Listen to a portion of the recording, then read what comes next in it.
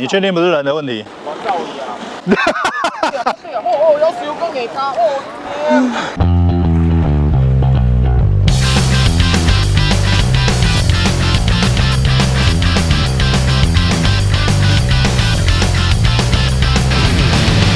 南星班又回来了，又回来了。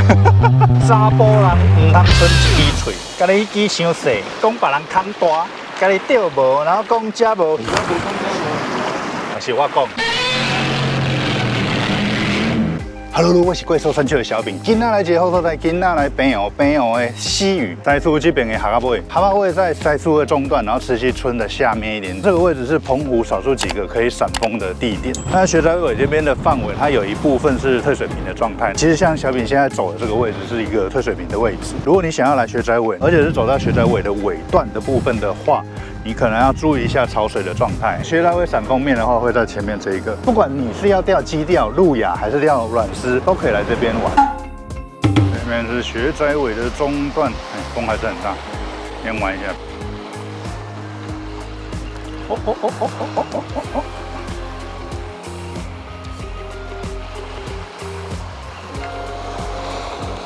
哎，蓝星石斑呢？蓝星石斑，蓝星石斑在澎湖还蛮常见的，跟红条是好亲戚。听说红条虽然比较贵，澎湖这边的红条一斤大概差不多落在1300左右，蓝星石斑的话一斤会落在大概900到1000左右。但是吃起来的口感，蓝星更绵更好吃，只是这个体型太小了，体型太小，我们还是把它放回去比较好，让它再长大一点。回去叫你爷爷来。肉质看个人喜好啦，因为像小饼这种抽狼。说实在，我比较喜欢吃玳瑁，玳瑁的口感会比较好。我比较喜欢那种 Q 弹有嚼劲的鱼肉，不喜欢吃那种细细绵绵，吃起来没什么肉感。看是不是热门区，闪风的一个好地方。在澎湖来讲，这一种真的是算热门钓点，不然怎么会聚集这么多人？哎呀，完全没风，你看，简直是一个异世界。来介绍一下今天的装备，今天一样是用 Daiwa 的 ZZ90L， 我还蛮常使用这一把杆子，只要我想要玩轻装的话，我几乎都会带这一把。因为小饼没有跟鱼竿，所以我都会用这一把90L 的海鲈竿，然后来乱搞。再来，我们配上的是21年的奥利瓜0.6的 PE 线，3号的前导。就是像这次小饼其实一开始有偏向比较正规的玩法，例如说前头钩、德州钓组，后来发现说澎湖这边的一些观光的钓场、跟鱼钓场或者是闪风的这些钓场，有可能是季节的关系，也有可能是被超坏的关系，也有可能是天气变化，所以变得比较猫嘴。在用前头钩或是德州钓组的时候，它的反应并没有到很好，所以后来小饼就改了花莲的铁卷门钓组。铁卷门钓组的绑法很简单，其实就是将你的前导线，然后绑上转环圈，转环圈的重量依你的杆子的负重来做选择。那像小饼用的这把90L， 那我就会用8钱到10钱左右，我会让它稍微超负重一点点。当我在做钓的时候，这个转环圈触底的时候，它的反馈会比较明显。转完圈之后呢，再拉个差不多1许，最后面的部分，不管你要用什么钩都可以。那像小饼的话是使用曲柄钩，那曲柄钩的话再钩像一个软虫。那铁卷门钓组的操作方式还是会跟根钓的有一点大同小异，只是说这个就要看你的勇敢程度。如果你比较勇敢的话，那你就是稍微敲底，然后而且是敲很慢的方式。那像小饼这次在学仔尾做钓的时候，操作最好的反应其实是当你抛头出去到标点的位置，落下敲底之后，再缓慢的尾抽、尾抽、尾抽、尾抽。是很慢的超饵的方式，其实它的操作方式跟根鱼或者说跟小铁板的操作其实是很接近的。简单介绍给大家。那如果说大家有兴趣想要玩根鱼，但是又发现这边的根鱼可能比较难骗的话，你可以试试看这种钓法。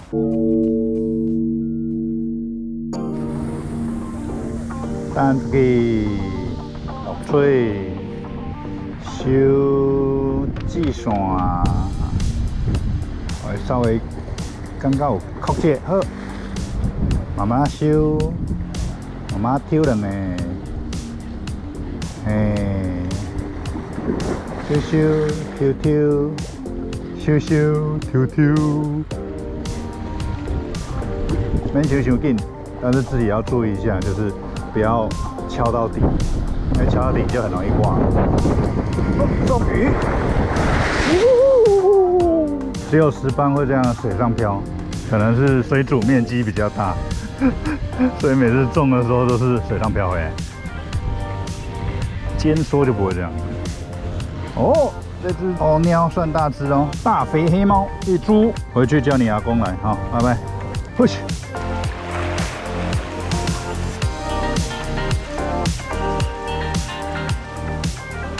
还是小朋友，永远的小朋友，澎湖就让玳瑁来安慰你吧，因为就只有玳瑁可以安慰你了。在东北季风横行的时代下，我们只有玳瑁，只有黑猫可以安慰你幼小的心灵。Amen， 拜拜，回去叫你爷爷来。然后他就会跟你讲，林北已经是爷爷了啦，你还想怎样？林北是玳瑁了，你叫林北是龙大了啦。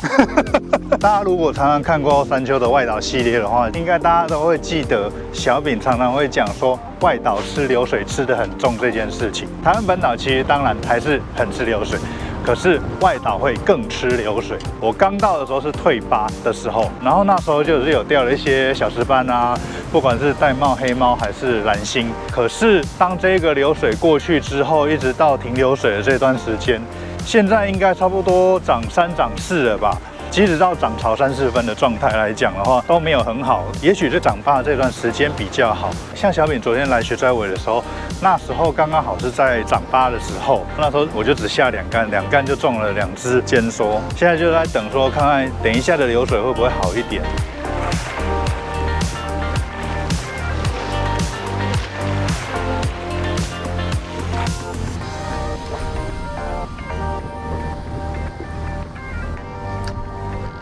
落水收紧，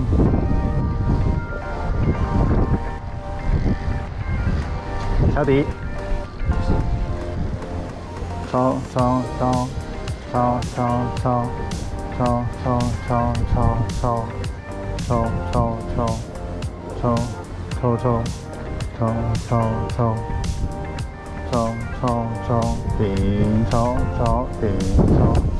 顶。停！你不觉得玩路亚的任何方式都很棒吗？就是你卡北无聊。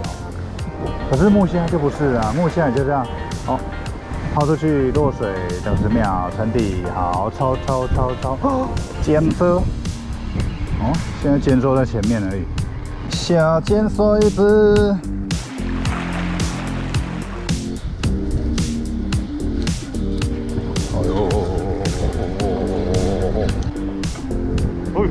条呢？哎呦，也太小，太小的超小蓝心石斑，有没有这么小？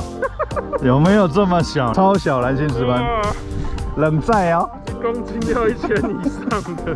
再次跟大家提醒一下，不管你去任何的礁石区，不管是像澎湖这边的玄武岩的礁石，还是说像绿岛或者东北角一带的这一种火山岩礁石，都会比较建议大家还是穿一下防滑鞋会比较好。像绿岛那边的礁石的话，它是比较粗糙的，它的火山岩孔隙颗粒比较大，所以它相对的它会比较粗糙。那你在走这种礁石地的时候，会比较容易咬得住。但是澎湖这边的礁石它是玄武岩，如果你是像是东北季风起之后来，它这边的玄武岩除了它比较平滑之外，它还会长水藻，然后你会很容易跌倒。如果你穿的不是防滑鞋，而且你又没有像在地人他们这么厉害，对啊，穿个拖鞋他们就可以掌握一切地形。如果你没有到这种等级的话，我还是会建议你穿一下防滑鞋，不然这边摔倒把是小疼的。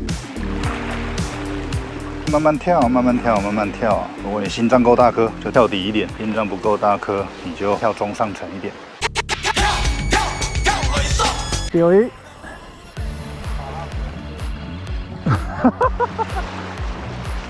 小尖梭一只，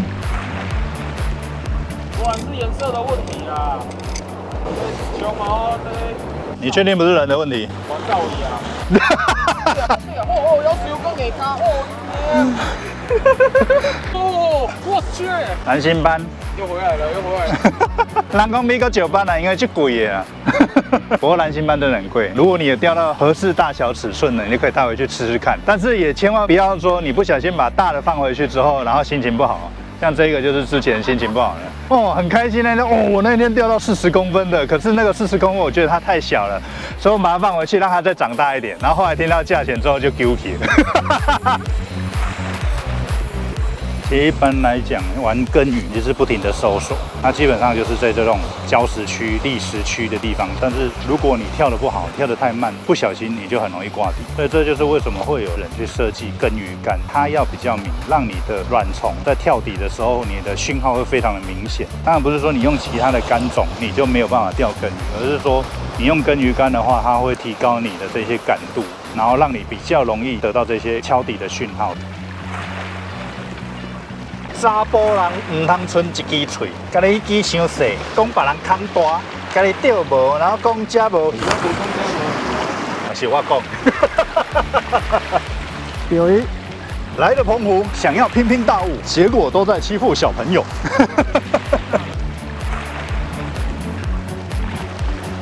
基本上还是要抓潮水的时间。这2天的钓况来讲的话，退疤跟长疤这段时间的反应比较好，尤其是黄昏这一段。今天几乎都是用铁卷门钓法，这样子就可以玩得很开心。可是当然就是你自己要抓好那个时机。如果说你抓得太底的话，有可能就会挂底。基本上今天的反应大致上都是，你只要抛到草木，抛到对的点，在底部小小搜寻跳一下，基本上会咬，它就咬走了。潮水对了的状态就是这样子。